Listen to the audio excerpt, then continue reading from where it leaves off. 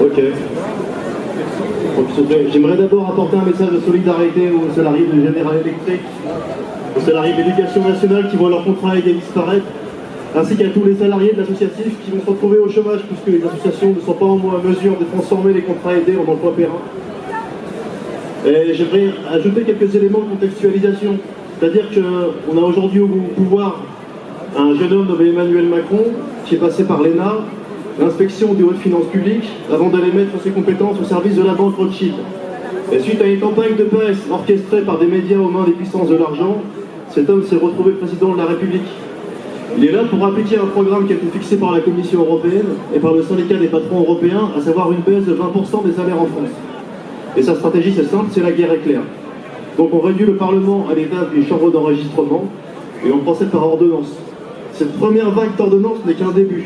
Ils ont d'ores et déjà annoncé qu'ils réformeraient par ordonnance la sécurité sociale, le logement, les aides sociales et peut-être même le statut de la fonction publique, tout ça sur une période de 5 ans, peut-être même moins.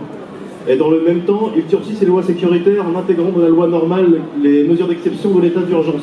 La loi devrait être votée fin septembre, selon les informations qu'on a. Pour rappeler concrètement quand même l'ampleur historique de l'attaque qui est menée aujourd'hui, il s'agit quand même de la disparition du contrat à durée indéterminée, puisque désormais au niveau des branches d'activité pourront être négociés par les syndicats d'employeurs dans le cadre d'un rapport de force défavorable aux salariés, des contrats à durée indéterminée dits de chantier, c'est-à-dire que le contrat peut s'arrêter quand l'employeur aura estimé que le projet est abouti.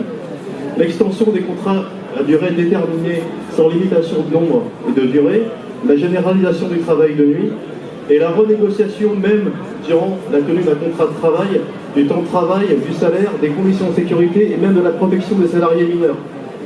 Ce qui veut dire concrètement que les heures supplémentaires vont disparaître, puisque désormais un employeur pourra réussir à imposer que la limite maximum légale de travail, à savoir 48 heures semaine et 44 heures sur 12 semaines, pourra être renégociée en heure normale.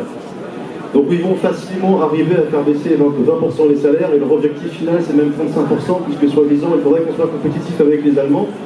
Mais il n'y a pas besoin d'avoir fait Saint-Cyr pour comprendre que les Allemands vont faire la même chose.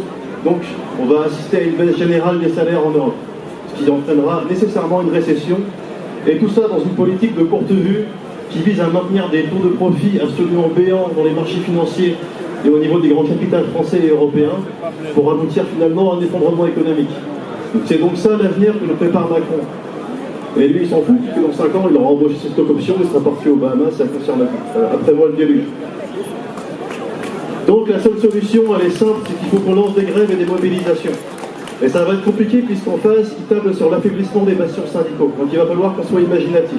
Il va falloir qu'on réussisse à occuper l'espace public et réussir à s'appuyer sur des forces sociales en capacité d'impulser un mouvement assez fort pour pouvoir mettre les salariés en confiance pour retourner à la grève.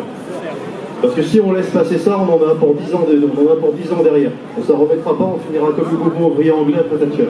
Voilà.